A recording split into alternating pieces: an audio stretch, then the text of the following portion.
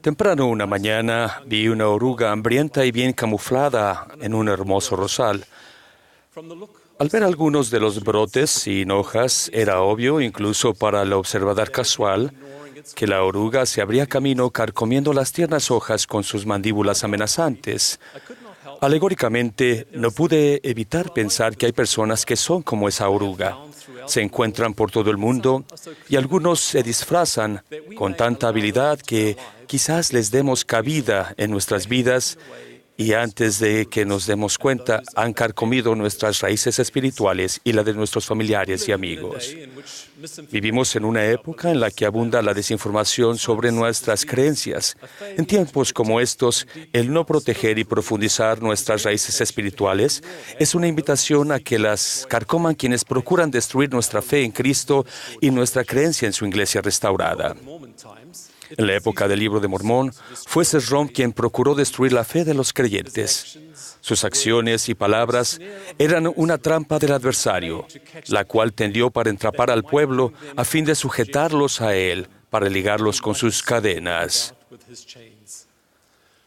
Esas mismas trampas existen hoy y a menos que estemos espiritualmente alerta y establezcamos un fundamento seguro sobre nuestro Redentor, quizás nos encontremos sujetos con las cadenas de Satanás y se nos conduzca cuidadosamente por los senderos prohibidos de los que se habla en el Libro de Mormón. El apóstol Pablo hizo sonar una advertencia en sus días que es aplicable en nuestra época. Porque yo sé que de entre vosotros mismos se levantarán hombres que hablen cosas perversas para arrasar a los discípulos tras sí. Su advertencia y la de nuestros profetas y apóstoles nos recuerdan que debemos hacer todo lo posible por fortificarnos espiritualmente contra las palabras de oposición y engaño. Al visitar los barrios y las estacas de la iglesia, me siento edificado por lo que veo, oigo y siento a medida que los santos responden de manera positiva y fiel a las enseñanzas del Salvador y de sus siervos. El aumento de la observancia del día de reposo no es más que un ejemplo de que los miembros se fortifican al dar oído a las invitaciones proféticas. Se manifiesta un mayor fortalecimiento en el aumento de la obra del templo y de historia familiar cuando las familias reúnen a sus antepasados mediante las ordenanzas del templo. Nuestras raíces espirituales se profundizan cuando la oración personal y familiar se convierten en baluartes de nuestra fe. Al arrepentirnos a diario, buscar la compañía del Espíritu Santo y aprender acerca de nuestro Salvador y sus atributos y esforzarnos por llegar a ser como Él. Nuestro Salvador Jesucristo es la luz del mundo y nos llama a seguirlo. Debemos acudir a Él en todo momento y sobre todo si hay noches oscuras y tormentosas en las que la tempestad de la duda y la incertidumbre, como una niebla envolvente, entra a hurtadillas. Si los dedos que señalan desde el otro lado del río donde se alza un edificio grande y espacioso parecen estar dirigidos a ustedes en actitud de burla, desprecio y señas atrayentes, les pido que se alejen de inmediato para que no se les convenza, por medios astutos y engañosos, a apartarse de la verdad y sus bendiciones. Sin embargo, eso no será suficiente en esta época en la que se hablan, se escriben y se muestran cosas perversas.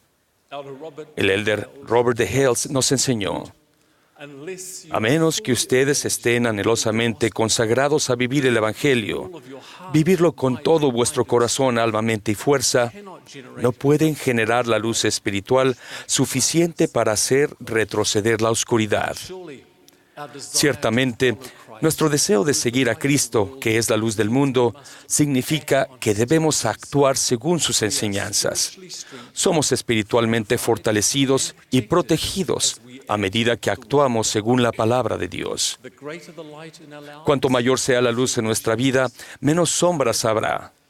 Sin embargo, incluso en la abundancia de luz, estamos expuestos a personas y comentarios que tergiversan nuestras creencias y ponen a prueba nuestra fe.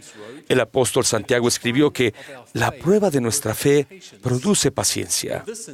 Desde esa perspectiva, el elder Neil Maxwell enseñó que un discípulo paciente no se sorprenderá ni se caerá a pedazos cuando se represente a la Iglesia falsamente. Si surgen preguntas sobre la historia y las creencias de nuestra Iglesia, a dónde nos dirigimos para encontrar las respuestas correctas requiere gran cuidado.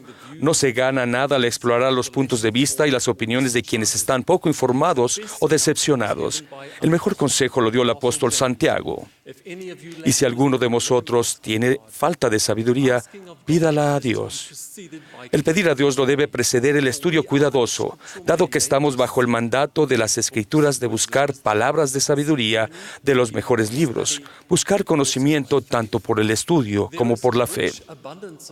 Hay una plena abundancia de esos libros, escritos por líderes de la Iglesia inspirados del cielo y por eruditos de la historia y la doctrina de la Iglesia que son reconocidos, seguros y confiables. Con eso dicho, nada sobrepasa la majestad de la palabra revelada de Dios en los libros canónicos.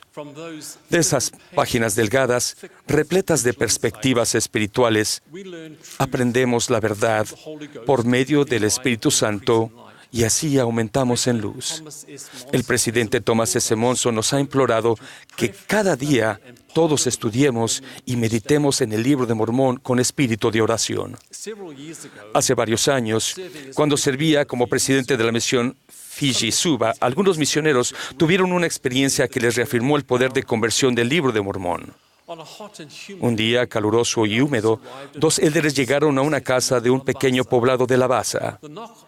El llamado a la puerta lo contestó un hombre que escuchó cuando los misioneros testificaron de la veracidad del Libro de Mormón. Le entregaron un ejemplar y lo invitaron a leer y orar para siempre, y para saber, al igual que ellos, que es la palabra de Dios. Su respuesta fue breve: mañana vuelvo a la pesca. Lo leeré mientras esté en el mar y cuando vuelva pueden visitarme de nuevo. Mientras estuvo ausente, se efectuaron traslados y unas semanas más tarde, un nuevo par de élderes regresó a visitar al pescador. Para entonces, él había leído todo el Libro de Mormón, había recibido la confirmación de su veracidad y estaba ansioso por aprender más.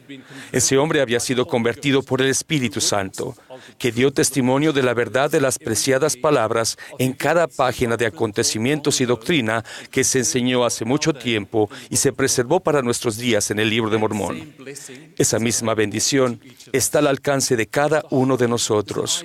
El hogar es un lugar ideal para que las familias estudien y compartan ideas valiosas de las Escrituras, de las palabras de los profetas, y accedan al material de la Iglesia en lds.org. Allí encontrarán una abundancia de información sobre temas del Evangelio, tales como los relatos de la primera visión.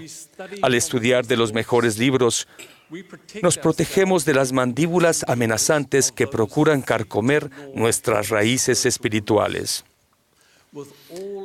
Aún con toda nuestra oración, estudio y reflexión, tal vez queden algunas preguntas por contestar. Pero no debemos dejar que eso apague la llama de la fe que titila en nuestro interior. Tales preguntas son una invitación a edificar nuestra fe y no deben avivar un momento pasajero de duda engañosa.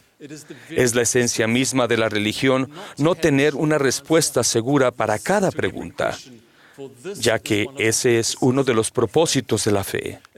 En ese sentido, el elder Jeffrey R. Holland enseñó: cuando lleguen esos momentos y surjan los problemas y la resolución de esos problemas no sea inmediata, aférrense al conocimiento que ya tienen y manténganse firmes hasta que reciban más conocimiento. Vemos a nuestro alrededor el gozo de tantos que se mantienen firmes nutriendo continuamente sus raíces espirituales. Su fe y obediencia son suficientes para darles gran esperanza en su Salvador y de ello se deriva gran felicidad. No profesan saber todas las cosas, pero han pagado el precio para saber lo suficiente como para tener paz y vivir con paciencia mientras procuran saber más.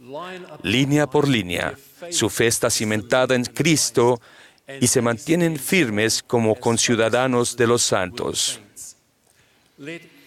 Vivamos de tal manera que las mandíbulas amenazantes de las orugas camufladas no encuentren lugar, ni ahora ni nunca, en nuestra vida, para que permanezcamos firmes en la fe de Cristo, aún hasta el fin, en el nombre de Jesucristo. Amén.